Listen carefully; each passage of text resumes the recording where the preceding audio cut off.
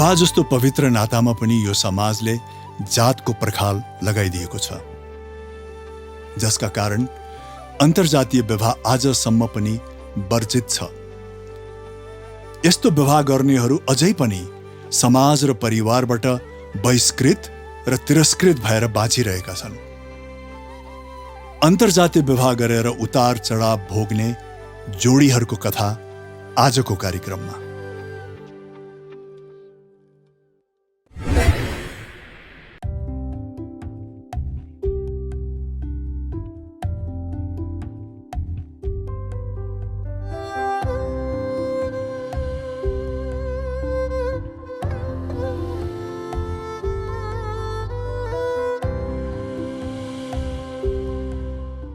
उच्च र नीचको प्रश्न, विभेद र बहिष्करणको प्रश्न, संस्कार र संरचनाको प्रश्न, सामाजिक व्यवहार र राजनीतिक चिन्तनको प्रश्न, मानवता र मानव अधिकारको प्रश्न। नमस्कार, म दयाहाङ राई जातको प्रश्नमा स्वागत गर्छु। अहिले म विराटनगरमा छु र यहाँबाट बोलिरहँदा झन्डै 17-18 वर्ष अगाडि पर्वतमा टेली चलचित्र दलनको सुटिङ गरिरहेको सम्झिरहेको छु। दलन दलितको पीडा, दुःख र सङ्घर्षको कथामा बनेको टेली चलचित्र भएको हुनाले दलित बस्तीभित्रै सुटिङ गरिरहेका थियौँ। यो सारा घटनाक्रम हेरिरहेका एक उच्च जातका व्यक्तिले म नजिकै आएर भन्नुभयो, यिनीहरूलाई अहिले ठाउँ दिँदै गर्नुहोस्, एक दिन तपाईँको टाउकोमा आएर टेक्छ। त्यति बेला यो कुरा मलाई सामान्य नै लाग्यो। समय क्रमसँगै ममा आएको चेतना अनि दलितमाथिको बारम्बार हिंसाका घटनाहरूको कारणले अहिले यो कुरा सामान्य मान्न सकिनँ। यो सिङ्गो समाजको समस्या हो, दलितले मात्रै सङ्घर्ष गरेर हुनेवाला छैन। मैले एउटा चलचित्रमा अन्तर्जातीय विवाह गर्ने एक युवाको भूमिका निभाएको थिएँ। उक्त चलचित्रमा तामाङ समुदाय र ब्राह्मण समुदाय बीचको प्रेम विवाह अर्थात् भागी विवाह भएको छ। सुरुवातका दिनमा उनीहरूको जीवनमा कठिनाइ भए पनि पछि सामान्य हुँदै जान्छ। तर त्यसरी विवाह गर्ने जोडीमध्ये एक दलित समुदायको व्यक्ति हुन्थे भने उनीहरूको जीवन सहज हुँदैन थियो, लामो समयसम्म सङ्घर्ष गर्नुपर्थ्यो, जस्तो कि गणेश लम्साल र कमला विश्वकर्माले जस्तो।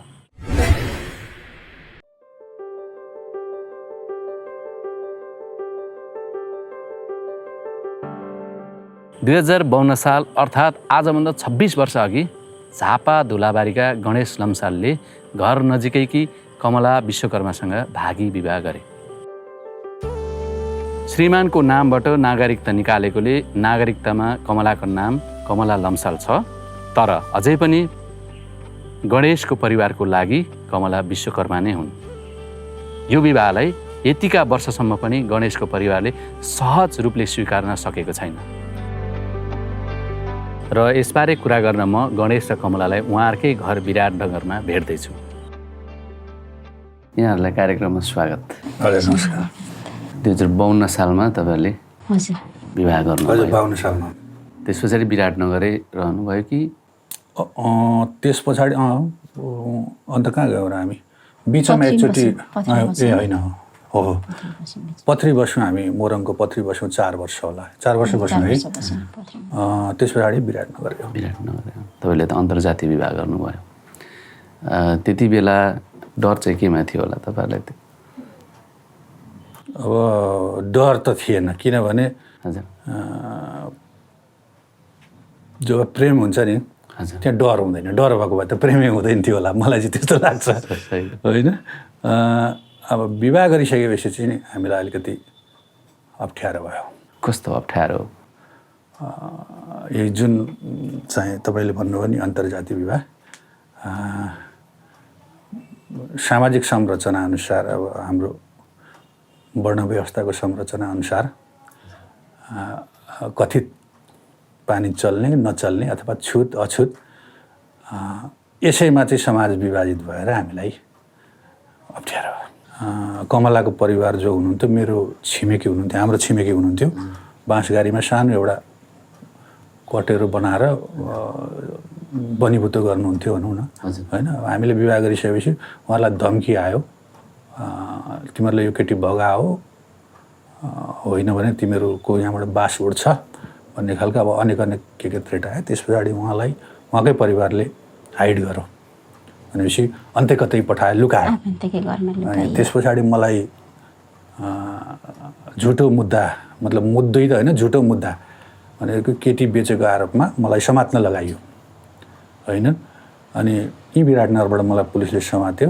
म विराटनगरमा त्यतिखेर होटलमा काम गर्थेँ। म एउटा राम्रो कुक पनि हुँ, सबै खाले परिकारहरू बनाउँछु। त्यतिखेर म पढ्दै त्यो कामहरू पनि गर्दै थिएँ। अनि गर्दाखेरि समातेर लगिसकेपछि मलाई धुलाबारी थानामा अब त्यहाँ धेरै सरहरू पनि आउनुभयो, मलाई मान्ने सरहरू पनि आउनुभयो। उहाँहरूले लम्साल यो नेपाल तैँले गरेको तेरो सोच ठिक होला, तर नेपाल अझै अमेरिका भएको छैन, छोड्दै भन्ने प्रेसर पनि गर्नुभयो। समाजका मान्छेहरू पनि आए। त्यति बेला कमलाजीले कस्तो भयो? पछि थाहा पाएपछि अब डेरा नपाउने समस्या भयो होइन। सर्दै पनि हिँड्यौँ कति ठाउँ। अनि अब त्यस्तै अब उहाँ सङ्घर्ष गर्न लाग्नुभयो होइन, पत्रिका निकाल्न थाल्नुभयो। त्यसपछि अनि सङ्घर्ष गऱ्यौँ। अनि अब सबै समाजले थाहा पाएपछि चाहिँ अब त्यति साह्रो डर भएन। हामी उनीहरूले भने पनि हामीले वास्ता गर्न छोड्यौँ, हामी आफ्नो सङ्घर्षतिर लागिराख्यौँ। प्रत्यक्ष रूपले त नभन्ने, तर अब कस्तो हुन्छ भने मेरो छोरीको विवाह छ, पाहुना आउँछन्, कोठा खाली गरिदिनु पर्यो भन्ने, अथवा कसैले अब त्यस्तै खालको एउटा बाहना लगाउने, अनि अब 2 महिनाभित्रमा खाली गरिदिनु पर्यो भन्ने, त्यस्तो चाहिँ हो। त्यो चाहिँ हामीले धेरै ठाउँमा भोग्यौँ, प्रत्यक्ष रूपमा नभए पनि। अनि अर्को एउटा कुरा कमलाले भन्न छुटाइनु होला, त्यो भनिदेऊ न छोरीहरूको विषयमा। हजुर। अनि अब जब बिहा भएपछि अब 1 वर्षपछि त बच्चाहरू जन्मे होइन, बच्चाहरू ठुली छोरी उही चाहिँ। अनि अब न्वारन गर्न पायौँ न त्यतिखेर होइन। अब पण्डित थिएनन्, आएनन् पण्डित होइन। हाम्रो अब सानो जाति भनेर पण्डित आएन। अहिलेसम्म 2टै छोरीहरूको न्वारन गरेको छैन, विधिवत रूपमा चाहिँ गरेको छैन। विधिवत रूपमा गर्नुपर्ने हो हामीले होइन, गरेको छैन अहिलेसम्म। त्यतिखेर पण्डितै आउनु मान्नु भएन? त्यतिखेर चाहिँ अब पछि सानो छोरी जन्मिँदाखेरि पहिले त नआएको, अब के आउँछन् भनेर हामीले फेरि गऱ्यौँ न, बोलायौँ न। म चाहिँ यो कुनै पनि कर्मकाण्डहरू गर्नु पर्दैन भन्ने पक्षको मान्छे, पर्छ भन्ने पक्षको मान्छे। अब धार्मिक संस्कार अनुसार त मान्दै आएको त मान्नै पर्छ भन्ने मेरो चाहिँ धारणा हो।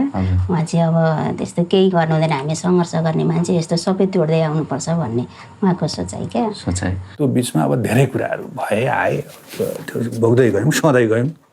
अब यता कमलाजीको परिवारलाई त डर धम्की यो सबै कुरा नै आएछ। हजुरलाई त अब तपाईँको लुकाइयो पनि, सबै तनाव दिए। त्यहाँ बसिसक्नु भएन र पनि बस्न त छोड्नु भएन। बस्नु अब त्यहाँदेखि कहाँ जानेर होइन, बसिरहेको ठाउँ बस्नुभयो, तनाव दिएछन्। तर थुप्रै हामी गयौँ न त्यहाँ। मेरो माइतीमा पनि जान सक्यौँ न हामीले, 4-5 वर्षसम्म जान सक्यौँ न। अहिले सम्बन्ध कस्तो छ? अहिले यता त एकदम राम्रो छ यता मेरोपट्टि त। अनि त्यो स्वीकारेपछि त उहाँहरूले त अहिलेसम्म राम्रै गर्नुभएको छ, स्वीकारिराख्नु भएको छ होइन। अब उहाँको परिवारमा तपाईँ कहिले गएको छैन, स्वीकार्नु भएको छैन उहाँको परिवार। भेटघाट पनि छैन अहिलेसम्म, एकचोटि पनि भेटघाट गरेको छैन। अब उहाँलाई चाहिँ बोलाउनुहुन्छ कहिलेकाहीँ, काम पर्दाखेरि जानुहुन्छ। तपाईँ चाहिँ गइरहनुहुन्छ? यस्तो छ यसमा, म यसमा अलिकति कुरो खुलाइदिन्छु। पत्रकार हुनुहुन्थ्यो भरत भट्टराई भन्ने, उहाँले हामी यस्तो विवाह गर्ने हो भन्ने कुरो थाहा पाउनु भएछ होइन।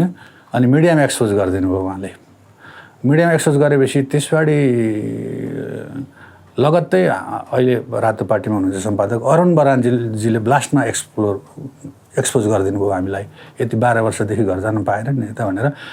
त्यहाँबाट चाहिँ लगातार यता प्रदीपजीहरूले कसले राजकुमार देकपालजीहरूले गर्दै यति धेरै मिडियाले हामीलाई एक्सप्लोर गर्यो होइन। अनि त्यसले चाहिँ मलाई के भएछ भने एउटा मोटिभेसन भएछ क्या, उत्प्रेरणा। ओहो लुक्नु त हुँदो रहेछ, यो त झन् उयो हुँदो रहेछ। अनि त्यस मैले शेरबहादुर देउवालाई ज्ञापन हालेँ मेरो अंश दिलाइ पाऊँ भनेर होइन। अनि त्यसले असर पनि गरेछ। नगरपालिकाको तत्कालीन मेयर रबिन कोइराला आएर अंश दिनुपर्छ भनेर प्रेसर पनि गर्नुभएछ। अनि त्यस पछाडि मैले त्यो त्यहाँबाट विभिन्न सङ्घ संस्था धाउने के गर्ने जाने क्रम रह्यो। जाँदाखेरि मैले त्यस पछाडि अब म अंश नपाउने हो भने हामीले कुनै अपराध गरेका छैनौँ, यो घर मेरो पनि हो, म कमलालाई लिएर आउँछु भनेर हामी तयार भयौँ। त्यसबाट अंश छुट्याइदिए, नगरपालिकामा राखेँ, किता काट गरेर मेरो भागमा 4 कट्ठा जग्गा जमिन, धानखेत जमिन छुट्याइदिए। अब अहिले दिदी हुनुहुन्छ एकजना, सर्लाहीमा बस्नुहुन्छ, 26 वर्ष भयो, उहाँले मलाई टिका पनि लगाइदिनु भएको छैन अहिलेसम्म। अब अरू टिका त के बोल्नु पनि भएको छैन, बोलेको पनि छैन। सामाजिक रूपमा अब सङ्घर्षले हामीलाई धेरै मान सम्मान दिएको छ होइन, तर सांस्कृतिक रूपमा चाहिँ अझै पनि कुल वंशमा समस्या छ। बुवाले अझै पनि अब जाँदाखेरि मैले उहाँ घोषणा गरेका थिएँ, 2टा घोषणा, एउटा त्योमध्ये अर्को चाहिँ तपाईँहरूले हामीलाई बहिष्कार गर्नुभयो, अब म पनि तपाईँलाई बहिष्कार गर्छु, म कुनै सरसहयोग गर्दिनँ, म छोरो हुँ त, तपाईँको मलाई आवश्यकता पर्छ होला, म तपाईँहरूलाई बहिष्कार गर्छु, म कुनै आर्थिक सहयोग पनि गर्दिनँ, अरू परिआउने सहयोग पनि गर्दिनँ, गरेको छुइनँ मैले। यो के कारणले चाहिँ यस्तो भइरहेको छ? यो कारण त एउटै हो होइन, नेपालमा दलितहरूमाथि हुने विभेद होइन अन्त भएपछि त हामी पनि, हाम्रो समस्या पनि अन्त हुन्छ। हामी फरक एउटा आन्दोलन हौँ, त्यो फरक कुरा हो होइन। अन्तर्जातीय विवाह गर्ने जोडीहरू, खास गरी अन्तर्जातीय पनि नभनौँ, नस्लको हिसाबले अन्तर्जातीय भन्दा हामी दलित र गैर दलित बिच विवाह गर्ने जोडीहरू एउटा समस्या भोगेका छौँ, एउटा आन्दोलनको पाटो बनेर हामीले सहयोग पुर्याएका छौँ। दलितहरू राज्यमा सामाजिक, सांस्कृतिक, राजनैतिक सबै रूपले स्वीकार्य योग्य हुनुपर्छ। यो देशमा दलित राष्ट्रपति किन नहुने? दलित राष्ट्रपति भयो भने त पशुपतिमा गएर उसले पूजा गर्न पाउँछ होला नि त, उसलाई पूजा गरेको सबै जनता नागरिकले स्वीकार्नुपर्छ होला नि त, किन नबनाउने? मैले त्यो वकालत पनि गर्दै आएको छु, यो देशमा दलितलाई राष्ट्रपति बनाउनुपर्छ भन्ने होइन। किनभने जबसम्म दलितहरूले समानताको अनुभूति गर्दैनन् तबसम्म अन्तर्जातीय समस्या रहिरहन्छ। मूल कुरो यही हो। र त्यो कहाँबाट आयो, के आयो भन्दाखेरि यो चिन्तन हो, वर्णवादी जात व्यवस्थाको यो चिन्तन हो, जुन मुलुकीले पनि हटाउन सकेन, अन्तरिम संविधानले पनि हटाउन सकेन, अहिलेको गणतान्त्रिक नेपालको सङ्घीय संविधानले पनि हटाउन सकेन व्यवहारमा। छोरीहरूले कहिले सोध्नुभयो, जस्तो कि सम्बन्धहरू हुन्छ नि हाम्रो चाडबाड अथवा रीतिथिति अनुसार चाहिँ नि घर परिवार भेट्न जाने, यो जिज्ञासाहरू कहिले राख्नुभयो आमाजीले, अथवा तपाईँले राख्नुभयो र तपाईँले कसरी छोरीहरूलाई भन्नुभयो होला? राखिरहेका छन् नि, अहिले पनि राखेका छन्, त्यो त सुरुदेखि नै राखेका, जब उनीहरू बुझ्ने भएपछि राखिरहेका छन्। अब जस्तो मामा घर मात्रै उनीहरू जान पाउँछन् होइन, मेरो आफन्तपट्टि मात्रै जान पाइन्छ चाडबाडमा होइन। अब यता उहाँको घरपट्टि त अब जान पाएन नि त, जान पाए कस्तो हुन्थ्यो, हजुरबा हजुरआमासँग भेटघाट, अब काका फुपूहरू हुनुहुन्छ होइन, भेटघाट गर्न पाए रमाइलो छुट्टै खालको उनीहरूलाई पनि चाहिन्छ नि, जस्तो अब गैर दलितहरूको हुन्छ त्यस्तै उनीहरू पनि चाहन्छन्। अब त्यस्तो जान पाइँदैन, स्वीकारेको छैन, कसरी जाने, अब उनीहरू जिज्ञासा गर्छन् नि। फोनसोन पनि उहाँले गर्नुहुन्छ, सन्चो बिसन्चो पनि सोध्न थाल्नु भएको छ, खोप्लाइस लाइनस् के छन्, केटाकेटी कस्तो छन् भनेर पनि भन्नुहुन्छ। त्यतिखेर मैले भने ठिक छ नि त, अब भयो, मलाई स्वीकार्नुहोस्, आखिर बस्ने त म विराटनगरै हो, टिका लगाइदिनुहोस् नानीहरूलाई होइन, बुहारीलाई टिका लगाइदिनुहोस्, यहाँ घरमा ल्याउनुहुन्न, म कहाँ आउनुहोस्, आइजाइ त गर्न थाल्नुहोस् न त कम्तीमा होइन, अरूलाई पनि जाऊ भनेर भनिदिनुहोस्, म जेठ हौँ तपाईँ पछाडिको भनेर भन्दाखेरि उहाँको एउटै भनाइ हुन्छ, पहिलेदेखिकै रटाइ भनाइ के छ भने सबैले स्वीकार्यो भने म स्वीकार्छु भन्नुहुन्छ, अनि सबै घर ल्याउँछु नल्याइ। जस्तो अन्तर्जातीय विवाह गर्नुको यो एउटा भोगाइको हिसाबले दुःख एकातिर होला, तर यसको सुखद कुराहरू पनि त होला नि? छ नि, किन नहुनु? हजुर, सबैभन्दा ठुलो कुरो त के छ भने, मैले अघि नै भने अन्तर्जातीय विवाह हुनु, दलित र गैर दलितको विवाह एउटा आन्दोलन हो। छुवाछुत विरोधी आन्दोलनमा यो एउटा आधार बनेको छ हो, आधार बनिएको छ नि। घटना घट्छ, घटना घटिसकेपछि त्यसले चाहिँ एउटा संरचना भत्काउँछ क्या एकदम। यो कानुनी लडाइँभन्दा पनि यो चाहिँ एकदम सडनली आएको यो एउटा घटना हुँदाखेरि त्यसले चाहिँ एकदम उथल पुथलै ल्याइदिन्छ क्या त्यो उसमा होइन। अब अहिले हेर्नुहोस् तपाईँको चाहिँ के भन्छ, अन्तर्घुलनहरू बढ्न थालेको छ समाजमा, धेरै ठाउँमा मागी विवाहहरू हुन थालेका छन् होइन? यो त सुखद पक्ष हो नि। मान्छेहरू चाहिँ मिल्दैछन् नि त अब होइन, जात तोड्ने होइन, एउटै रहेछौँ भन्ने कुराहरू चाहिँ गर्दै मान्छेहरू बढ्दैछन् नि होइन। अब जस्तो अस्ति चाहिँ तपाईँको चाहिँ के अरे पण्डित दीनबन्धुले नै तपाईँको चाहिँ अब हामी परिवर्तन हुनुपर्छ पण्डितहरू भनेर भन्नुभयो होइन। त्यो के हो त भन्दाखेरि अब यस्तै धेरै कुराहरूबाट चाहिँ अब चेन्ज आएको यो सुखद पक्ष हो। र अर्को तपाईँलाई भन्छ भने अन्तर्जातीय विवाह गर्ने जोडीहरू पनि किन सुखी हुन्छन् भन्दाखेरि हामी स्वतन्त्र हुन्छौँ, सबभन्दा ठुलो कुरो होइन। अर्को कुरो अब त्यसै पनि हाम्रो प्रेम विवाह हुन्छ होइन। त्यो एरेन्ज म्यारिज भन्दा त तपाईँको चाहिँ यता त लभ म्यारिज त त्यसै पनि स्वतन्त्र हुन्छ। त्यहीमाथि अन्तर्जातीय विवाह गरेपछि त हामीले सामाजिक बोझ पनि भएन नि, हामी त्यसै पनि सम्र भयौँ। तर त्यति भनेर अब सुख त पाइँदैन होइन, पीडा त कतै न कतै केही न केही अब त्यो त होला नै। तर पनि अब सबैभन्दा ठुलो सुख भनेको चाहिँ हामीलाई चाहिँ के लाग्छ भने त्याग र समर्पण हो। जात व्यवस्था बेगरको हाम्रो समाज हुन्थ्यो भने चाहिँ हाम्रो समाज कस्तो हुन्थ्यो होला, हाम्रो समाजको चित्र कस्तो देख्नुहुन्थ्यो होला तपाईँको आँखाबाट? त्यो त अब जस्तो अन्तर्जातीय बिहा गर्नेलाई राम्रो हुन्थ्यो नि। अब अझ अहिले गरिरहेका छन्, अझ धेरै गर्दै जान्थ्यो होला, डर हुँदैन थियो होला होइन। सबै एकै जात भएपछि त झन् राम्रो हुन्थ्यो नि त गर्नलाई। मान्छेलाई समान व्यवहार गर्नु पर्थ्यो भन्ने एउटा समाजवादी हुन्थ्यो समाज, मानवतावादी हुन्थ्यो समाज होइन।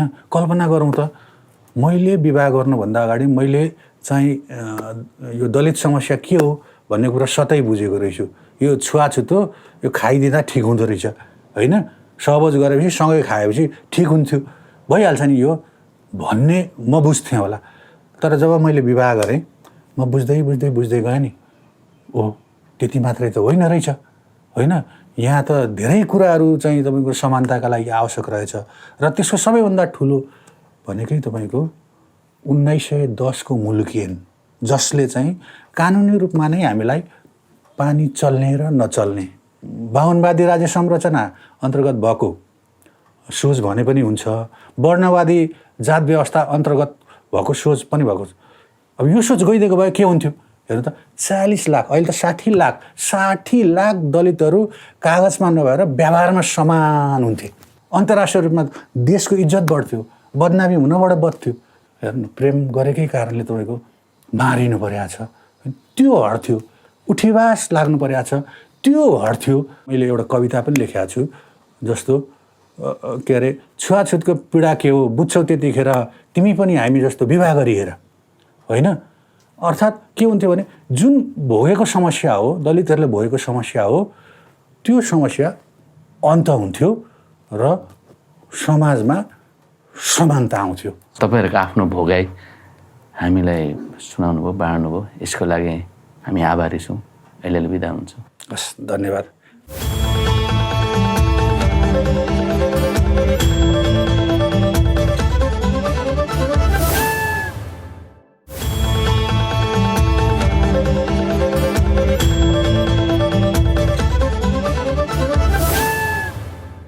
गणेश र कमलाको कथा सुनिसकेपछि मलाई लाग्यो विवाह गर्नको लागि प्रेम भए पुग्छ, त्यहाँ जात र वर्गको कुनै अर्थ छैन। तर समाजमा आदर्श प्रेमीले परिकल्पना गरे जस्तो सजिलो पनि छैन। अझै पनि हाम्रो समाजमा जात र वर्गलाई नै प्राथमिकता दिन्छ। विवाह गर्नको लागि र वैवाहिक जीवन जिउनको लागि एक अर्काको माया, सम्मान र एकले अर्कालाई बुझे पुग्छ। समाज र परिवारबाट असहयोग भए तापनि एक अर्कालाई माया र साथ दिएर अघि बढिरहेका एक जोडीलाई भेट्न म अब झापाको काकाडभिट्टातिर जाँदैछु।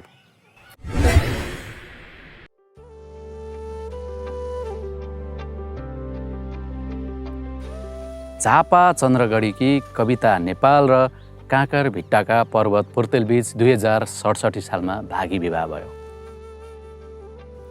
पत्रकारिता पेसामा आबद्ध पर्वतको विवाहमा झापाका धेरैजसो पत्रकारहरूको उपस्थिति थियो।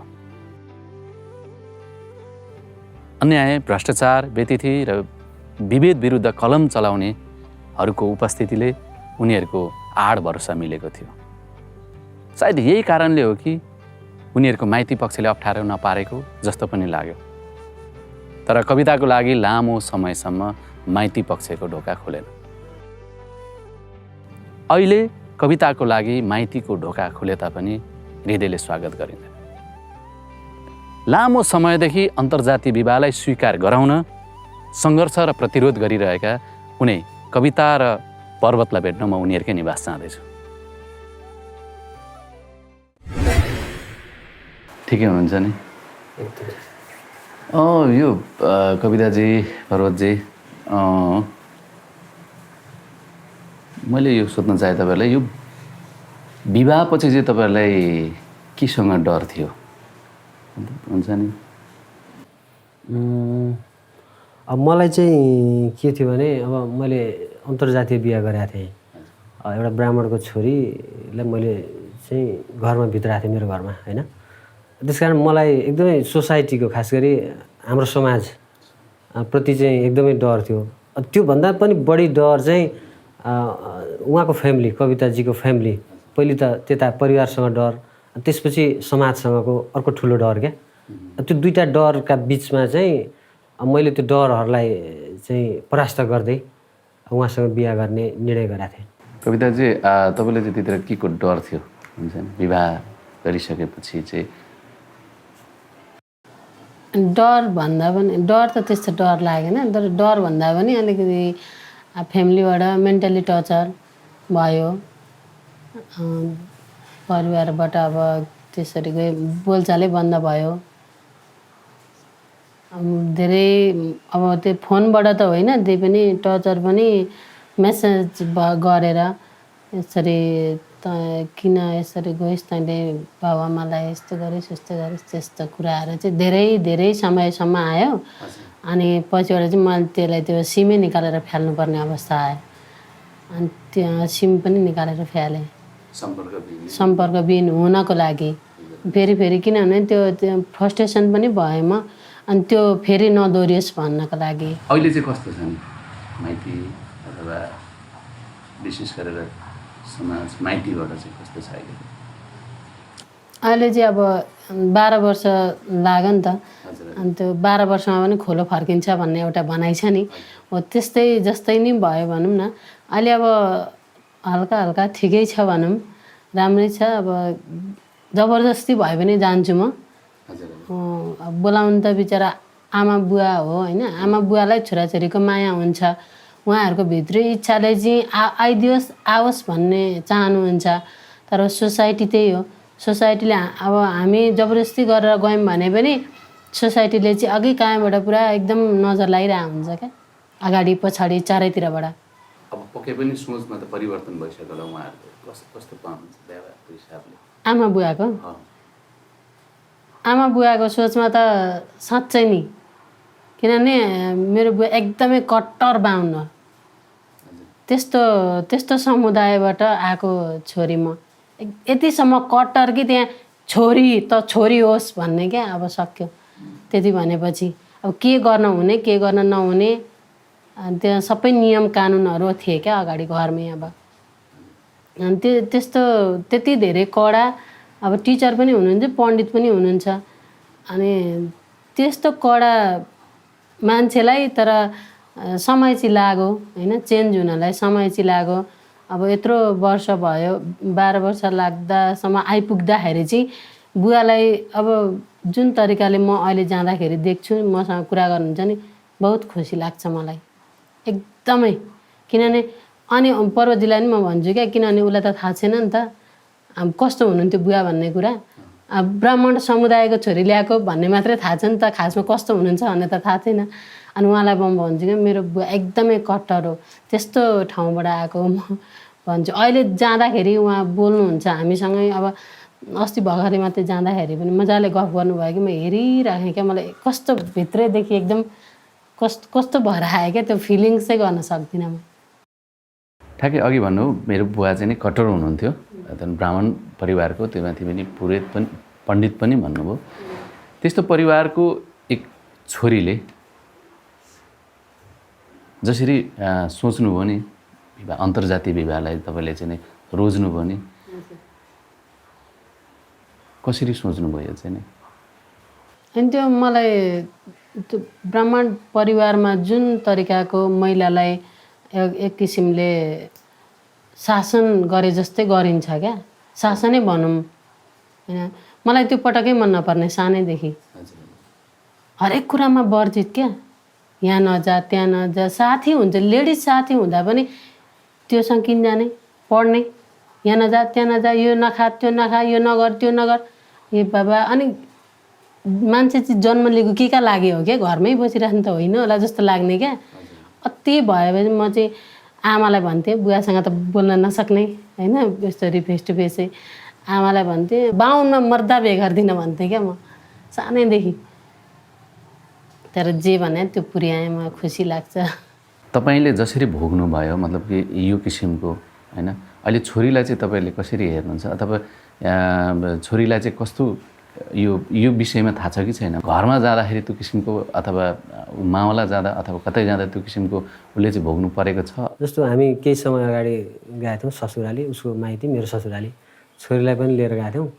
अनि त्यतिखेर चाहिँ छोरीले सायद किचनमा छिर्न खोजेकी रहेछन् उनले। आमाले नाइज नाइज भन्नुभयो अरे क्या। पछि उसले आएर यहाँ घरमा आएपछि त्यो कुरा हामीलाई भनेन क्या। मम्मी मलाई आमाले यसो भन्दै हुनुहुन्थ्यो, किन भन्या होला भन्ने जिज्ञासा उसको दिमागमा घुमिरहेको छ क्या। त्यसपछि मैले चाहिँ त्यो उसको प्रश्न सुनेपछि मैले के उत्तर दिनै सकिनँ क्या। म एकदमै स्तब्ध जस्तो भएँ। अनि मैले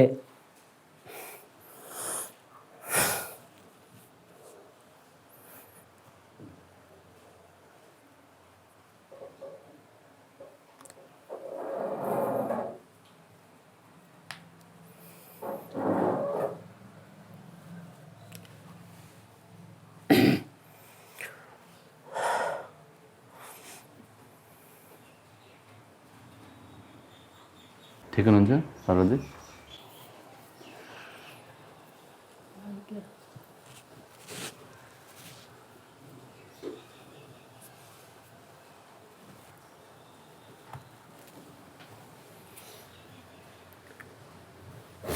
अनि मैले उसलाई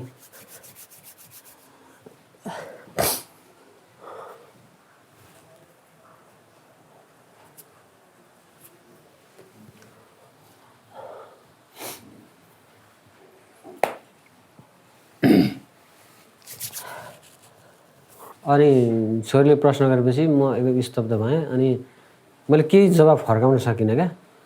पछि एकदम दिमाग घुम्यो क्या मलाई। मैले त्यतिखेर छोरीलाई के भने त्यो कुरा चाहिँ तिम्रो मम्मीलाई सोध न, अथवा तिम्रो हजुरआमालाई सोध न, किन होला मलाई प्रश्न नसकेको भनेर मलाई नसोध त्यो विषयमा होइन भन्ने ढङ्गले मैले उत्तर दिएँ। चाडबाड आउँछ होइन, अब सबैका नानीहरू अब मामा घर जान्छन्, कता जान्छन्, उसको चाहिँ मामा घर जाने ठाउँ पनि छैन। मसँग उहाँको बिहा नभएको भए होइन, पक्कै पनि उहाँले चाहिँ अरू कोही ब्राह्मण समुदायको मान्छे अथवा आफ्नो जातसँग मिल्ने मान्छे बिहा गरेको भए मेरो छोरीलाई अथवा त्यहाँबाट जन्मिने छोरीलाई सहजता थियो नि त मामा घर जान, उसको मामाहरूसँग कुरा गर्न, हजुरबा हजुरआमाहरूसँग कुरा गर्न एकदम एक्सिस हुन्थ्यो होला।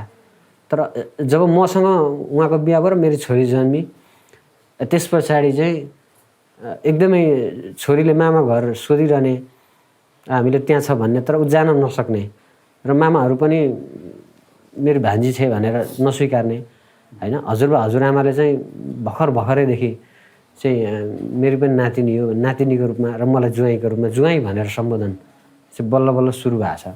उहाँहरूले पनि अब सायद स्वीकार्न खोज्नु पनि भएको होला, भित्रैबाट चेन्ज हुन चाहिरहनु भएको छ होला।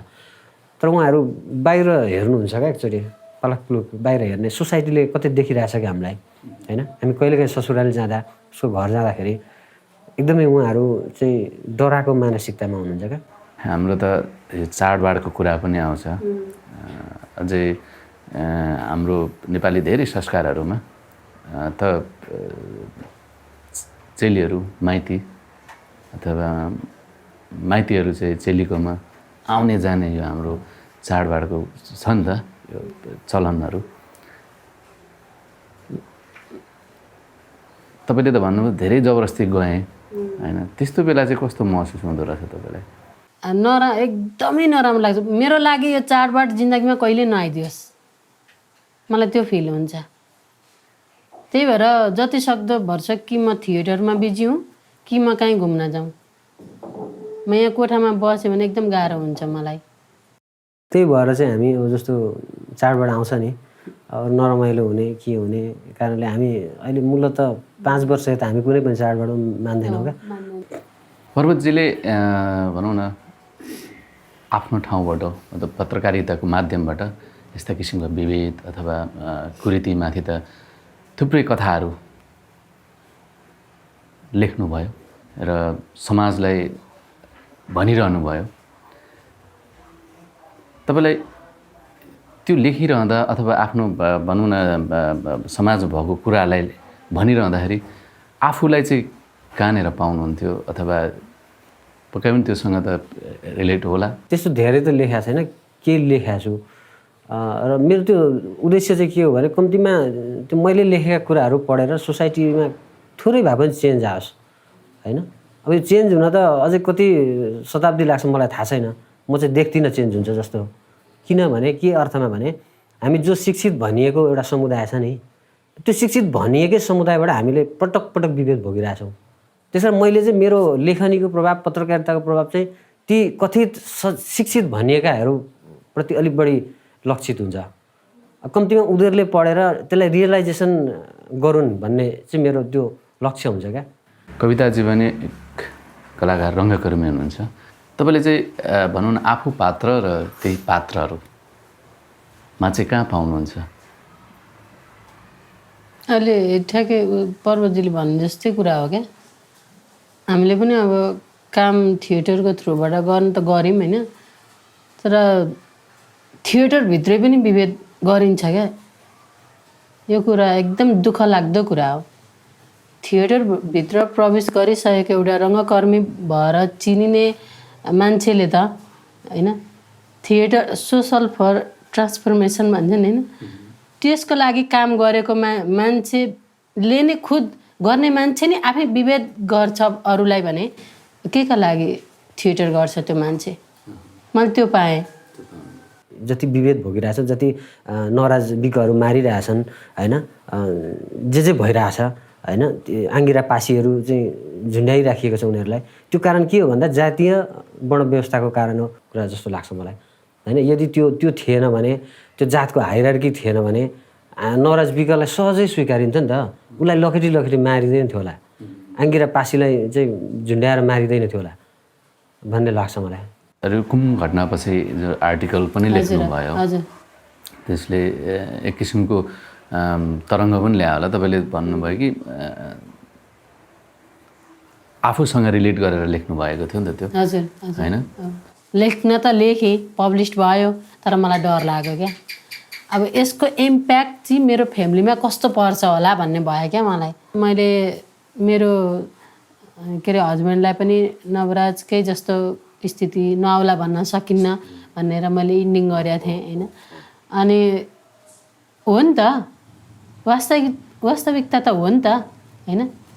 भलै ऊ पत्रकारिता क्षेत्रमा हुनुहुन्छ होइन, त्यही भएर उहाँहरूले सोच्दाखेरि उहाँको एउटा पावर छ, आफ्नै लेभल, आफ्नै पावर भन्ने सोच्नुहुन्छ होला या केही सोच्नुहुन्छ होला र आँट गर्नु भएन कि बा नहोला त भन्नै सक्दिनँ म पनि पत्रकारिता क्षेत्रमा थिएँ र केही अलिअलि थोरै जाने बुझेको कारण, केही मान्छे चिनेका कारणले गर्दा त्यो आँट गर्नु भएन क्या उहाँहरूको फ्यामिलीले र सोसाइटीले।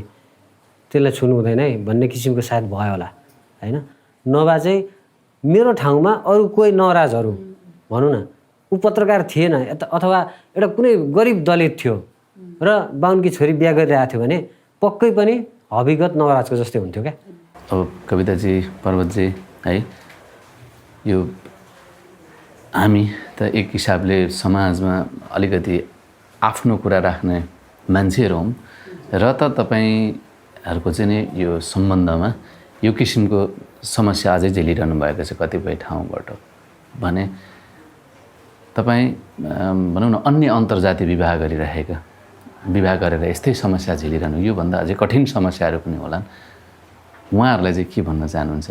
आँट चाहिँ गर्नै पर्छ किनभने एउटा लेभलको त हुनु पऱ्यो नि अलिकति सोसाइटीमा म यो किसिमको चेन्जेस ल्याउँछु है भन्ने सोच भएको त हुनु पऱ्यो नि त एका दुई त हुनै पऱ्यो नि मान्छे आँट गर्नुपर्छ हामीले नगरे कसले गर्ने अब हामी पछिको आउने हाम्रा छोराछोरीहरूले पनि यो गर्लान् भन्न सक्दिनँ म किनभने हाम्रो त्यो सोचको विकासै भइसकेको छैन अझै पनि अब के अरे चेन्जेस हुन्छ भन्छन् धेरै मान्छेहरू होइन तर खै त चेन्ज गर्न खोज्नेलाई त गर्न दिँदैनन् एउटा चाहिँ निम्न जातको अथवा दलितसँग एउटा उच्च जातको मान्छेले अथवा दलितले उसलाई उच्च जातको मान्छेलाई बिहा गर्ने भन्ने कुरा यो चान्चुने कुरा होइन क्या विगतमा एकचोटि त अन्तर्जातीय बिहा गर्नलाई के सहुलियत के दिएको पनि थियो सरकारले होइन 1 लाख रुपियाँ अनुदान जस्तो दिएको थियो क्या त्यो किसिमको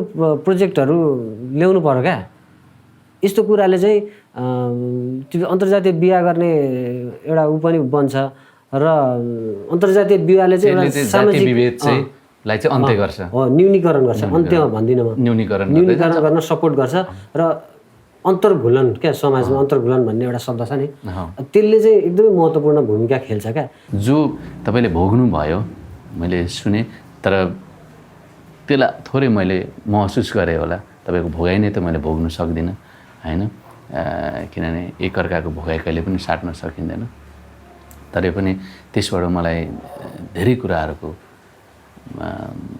महसुस भयो यसको लागि तपाईँहरूलाई धन्यवाद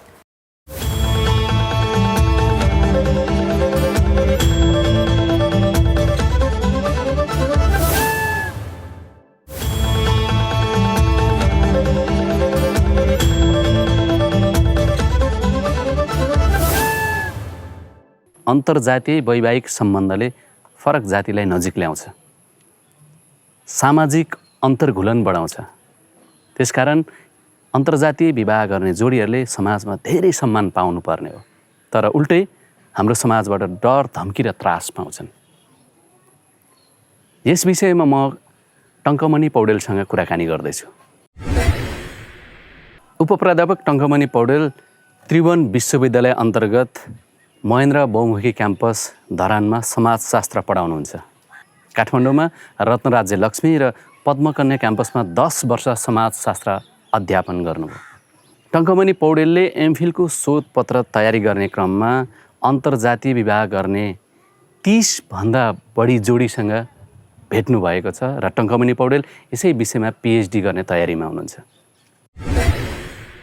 सन्चै हुनुहुन्छ टङ्कजी एकदम ठिक छ मलाई तपाईँले म ठिक छु अब तपाईँ त्यो अन्तर्जातीय बिहामाथि रिसर्च पनि गर्नुहुन्छ है हजुर थुप्रै ठाउँ जानुभयो म गाउँ साइडतिर निकै ठाउँ गएँ सर यो अध्ययन गर्ने क्रममा अनि गाउँतिर गएर के छ अन्तर्जातीय विवाह सम्बन्धी अन्तर्जातीय जोडीहरूको अवस्था कस्तो छ भनेर अध्ययन गरेँ मैले र अहिले पनि गरिरहेको छु त्यो विषयमा हजुर कस्तो रहेछ त अवस्था के छ त अन्तर्जातीय विवाह चाहिँ अब अहिले समाजमा त्यसको प्र्याक्टिसेस त बढेको छ होइन तर पनि समुदायतिर चाहिँ अन्तर्जातीय विवाह अन्तर्गत यो दलित र गैर दलित बिचमा चाहिँ केही परिवारहरूमा चाहिँ परिवारले स्वीकारेको पाइयो होइन तर धेरै परिवारहरूमा अहिले पनि परिवारले त्यति धेरै स्वीकारेको देखेको छैन तर अन्तर्जातीय जोडीहरू चाहिँ धेरै जोडीहरू चाहिँ खुसी ह्याप्पी लाइफ नै बिताइरहेको पाएँ मेरो स्टडिजबाट केहीहरूमा चाहिँ अलिकति प्रब्लमै देखेको छ जस्तो समस्या चाहिँ कस्तो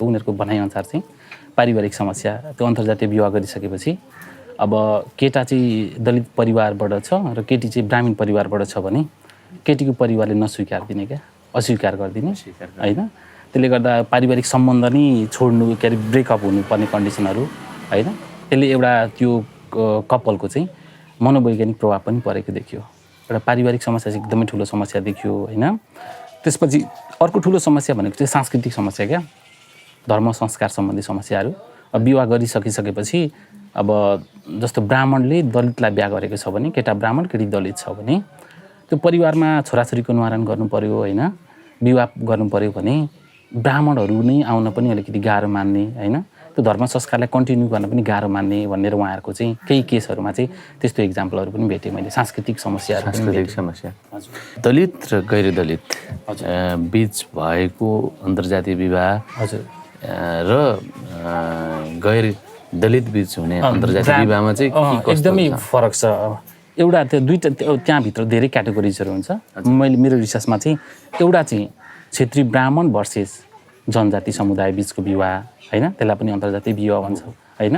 तर अर्को चाहिँ ब्राह्मण क्षेत्री र जनजाति भर्सेस के अरे दलित समुदाय बिचको विवाह क्या।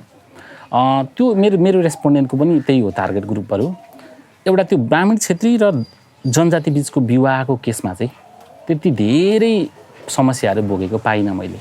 यो मेरो अध्ययनको क्षेत्रमा चाहिँ परिवारले पनि स्वीकारेको पाइयो होइन, आर्थिक अवस्था पनि राम्रै पाइयो, दम्पतिहरूको जीवन पनि राम्रै भएको देखिएको छ होइन।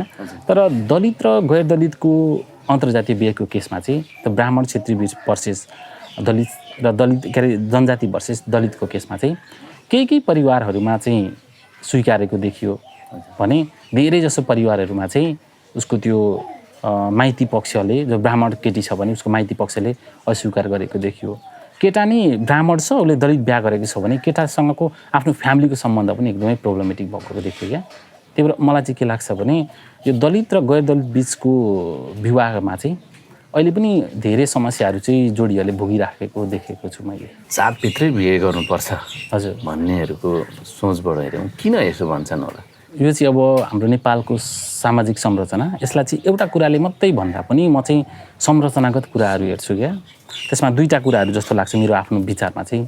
एउटा व्यक्तिको ज्ञान कस्तो छ, चेतना कस्तो छ, कस्तो परिवारमा जन्मेको छ होइन, कस्तो समुदायमा हुर्केको छ, उसको सामाजिकीकरण प्रक्रिया कसरी अगाडि बढेको छ भन्ने कुराले उसको चेतनाको स्तरका कुराहरूलाई निर्धारण गर्छ। एउटा व्यक्ति नै रेस्पोन्सिबिलिटी हुन्छ, उत्तरदायित्व व्यक्ति के हुन्छ भने।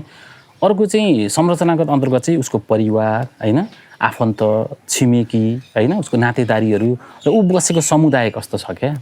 जस्तो मैले कतिपय केसमा चाहिँ प्योर एउटा परम्परागत रूपमा चाहिँ एउटा ब्राह्मण समुदायमा ऊ वर्षौँदेखि बस्दै आएको छ भने त्यो समुदायमा इन्टरकास्ट म्यारिज गर्दा चाहिँ एकदमै उसको समाजले, छिमेकले, आफन्तले नै अस्वीकार गरेको पाएको देखेँ क्या।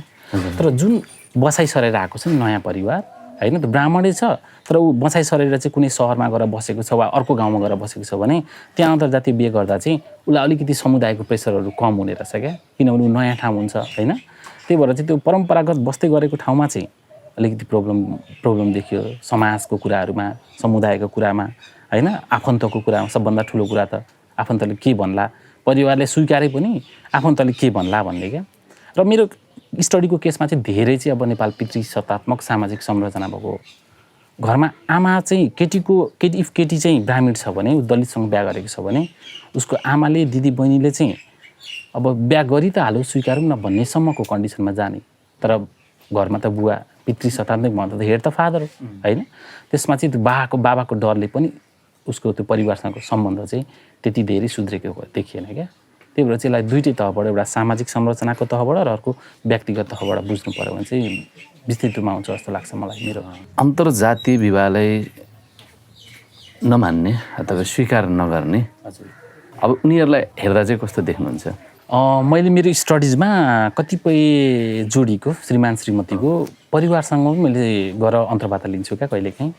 एकदमै जस्तो आफ्नो छोरीलाई नै बरु माया मार्ने तर उनीहरूको विवाहलाई चाहिँ अस्वीकार गर्ने त्यस्तो पनि इक्जाम्पलहरू देखेँ क्या मैले। हजुर। तर म भित्रीसम्म बुझ्दा चाहिँ जो प्यारेन्ट्स छ उसले आफ्नो छोराछोरीको त माया छ क्या होइन। तर ऊ केसँग बाँधिएको छ भन्दा उसको परिवारसँग, आफन्तसँग, छिमेकीसँग, समाजसँग बाँधिएको छ क्या। अन्तर्जातीय जोडीको परिवारले चाहिँ उसको के भन्छ मामा घरको साइडबाट, अङ्कल आन्टीको, फुपूको साइडबाट चाहिँ ठिकै छ अब गरिहाली, स्वीकारौँ न त भन्ने इन्भाइरोमेन्ट हुँदा चाहिँ प्यारेन्ट्सको त्यो अभिभावकहरू पनि ह्याप्पी, इट्स ओके भन्ने रहेछन् होइन।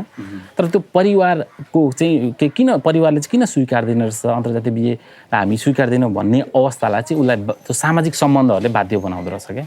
केटा दलित हो कि केटी दलित हो भन्ने एकदमै इस्युज हुने रहेछ। केटा चाहिँ ब्राह्मण छ, ब्राह्मण क्षेत्री छ वा जनजाति छ, केटी चाहिँ दलित छ भने त्यसमा सबभन्दा बढी प्रब्लम हुने रहेछ।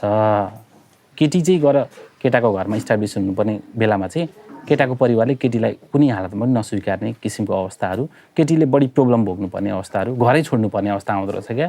त्यो केसमा चाहिँ। हजुर तर अब केटा चाहिँ दलित छ भने घर छोड्नु परेन नि त। उसले ब्राह्मण केटीलाई केटाको घर त छोड्नु परेन नि। उसले ब्राह्मण क्षेत्रीय केटी वा जनजाति केटी बिहे गर्यो भने चाहिँ उसले त लगेर आफ्नै घरमा राख्न पाउँछ क्या, पाउने ट्रेन्ड उसले राख्न सक्ने अवस्था वातावरण हुने रहेछ।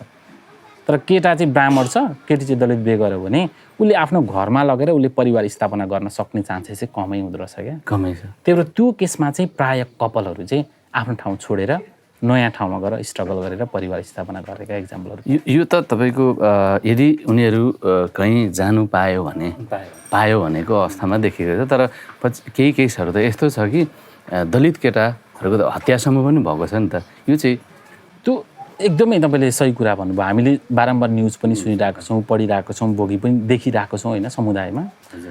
त्यो चाहिँ त्यो समुदाय त्यसमा चाहिँ परिवार र व्यक्ति सँगसँगै समुदायको ठुलो कस्तो भौगोलिक क्षेत्रमा ऊ हुर्केको छ क्या, ट्याक्कै स्टडिजले त भनेको होइन। तर मलाई लाग्छ नेपालमा अन्तर्जातीय विवाहमा कुनै जियोग्राफिकल भौगोलिक क्षेत्रतिर चाहिँ मर्डरकै केसहरू बढी हुने गरेर देखेको छ क्या। मैले गर्दै गरेको स्टडिजबाट चाहिँ कतिपय त कति सक्सेस स्टोरी पनि पाएको छु क्या। हजुर। तर उहाँहरूको कुरा मैले सुन्दा चाहिँ के भन्नुभयो भने ठिक छ हामीले समस्या भोग्यौँ तर हाम्रो सफलताको स्रोत पनि अन्तर्जातीय विवाह हो। किनभने घर छोड्नु पर्ने भइसकेपछि सामाजिक, पारिवारिक, आर्थिक, मनोवैज्ञानिक समस्या भोग्नु भएपछि त त्यो भन्छ नि मान्छेलाई अनुभवले नै निखार्दै लान्छ होइन। कुनै पनि क्षेत्रमा चाहिँ मान्छे किन सफल हुन्छ भन्दा उसले धेरै सङ्घर्ष गरेर आएको हुन्छ नि त होइन। मैले गर्दै गरेको स्टडिजमा त कतिपय त पोलिटिक्समा पपुलर हुनुहुन्छ, इन्टरकास्ट म्यारिज गरेको, बिए पछि उहाँहरूले पोलिटिक्समा स्ट्रगल गर्नुभएको होइन। कतिपय पत्रकारिता क्षेत्रमा उहाँहरू स्थापित हुनुभएको छ क्या कपालहरू, त्यो बिए पछि नै स्टार्ट। कतिपयको त बिए पछि आर्थिक अवस्था एकदमै प्रोग्रेस भएको क्या। मैले स्टडिज गरेको ठाउँमा एकजना एउटा कपाल हुनुहुन्थ्यो दलित भर्सेस नन दलितको केसमा। उहाँहरूले पहाड साइडबाट बिहा गर्नुभएको, घर उहाँहरूको पहाड होइन, अवस्था अलिकति कमजोरै। पहाडबाट बिहा गरेपछि उनीहरू तराई झर्नुभयो। तराईमा आएपछि दुईजना हस्बेन्ड वाइफले स्ट्रगल गरिसकेपछि पछि उनीहरूको अहिले एकदमै राम्रो सेटलमेन्ट छ, फ्यामिली आर्थिक रूपमा पनि उन्नति भएको स्टोरीहरू भएको देखेको छ क्या। त्यो भएर त्यो अन्तर्जातीय विवाहपछि चाहिँ कपालहरूको डिसिजन मेकिङको कुरा होइन, उनीहरूको त्यो बोल्डनेसको कुरा होइन, सङ्घर्षले मान्छेलाई धेरै कुरा सिकाउँछ भन्ने कुरा चाहिँ त्यसपछि पछिल्लो समयमा उनीहरूले सफलता पाएको पनि धेरै इक्जाम्पलहरू भेटेको छु मैले। सक्सेस भएको स्टोरीहरू पनि छ, नभएको होइन। यो अन्तर्जातीय विवाहले हजुर होइन यो जाति विभेदलाई अन्त्य गर्न हजुर कस्तो भूमिका खेल्ला? अन्तर्जातीय विवाहको प्रचलन चाहिँ प्रत्येक समाजमा होइन, प्रत्येक समुदायमा, प्रत्येक परिवारमा प्रचलन बढ्दै जाने हो भने त्यसले भोलि नयाँ जेनेरेसन त उत्पादन गर्छ होइन। त्यो नयाँ जेनेरेसन उत्पादन गरिसकेपछि त्यो नयाँ जेनेरेसनले बनेको समाज, बनेको परिवारले जातलाई त्यत्रो महत्त्व दिन्छ जस्तो लाग्दैन मलाई होइन। त्यही भएर यो अन्तर्जातीय विवाहको प्रचलनलाई चाहिँ परिवारबाट, समाजबाट, समुदायबाट र उसको आफन्तबाट चाहिँ स्वीकार गरेर अगाडि बढ्दाखेरि अवश्य म यही 1 वर्ष 2 वर्षभित्रमै अन्त्य होला, कमजोर होला जातीय व्यवस्था त भन्दिनँ। तर केही समयपछि चाहिँ नयाँ आउने जेनेरेसनहरूबाट चाहिँ जातीय व्यवस्थालाई कमजोर बनाउनको लागि र जातीय व्यवस्था परिवर्तन गर्नको लागि चाहिँ अन्तर्जातीय विवाह, अन्तर्जातीय सम्बन्धहरूको चाहिँ एकदमै ठुलो भूमिका हुन्छ जस्तो लाग्छ मलाई। विवाह गर्ने जोडीको मन, विचार, सपना र योजना मिले भयो। तर अझै पनि हाम्रो समाजमा धेरै जसोको प्राथमिकता जातमा छ। जात नमिली विवाह गर्ने जोडीले गाउँ, समाज र परिवारबाट उपेक्षा र डर धम्की कहिलेसम्म खेप्ने? कहिलेसम्म गाउँ समाज र परिवारबाट बहिष्कृत हुने? जातलाई प्राथमिकता दिँदा मान्छेबीच पर्खालता खडा गरिरहेका छैनौँ। यस विषयमा हामी सबैले सोच्न जरुरी छ। जातको प्रश्नको आजको अङ्कबाट म दयाहाङ राई बिदा हुन्छु। नमस्कार।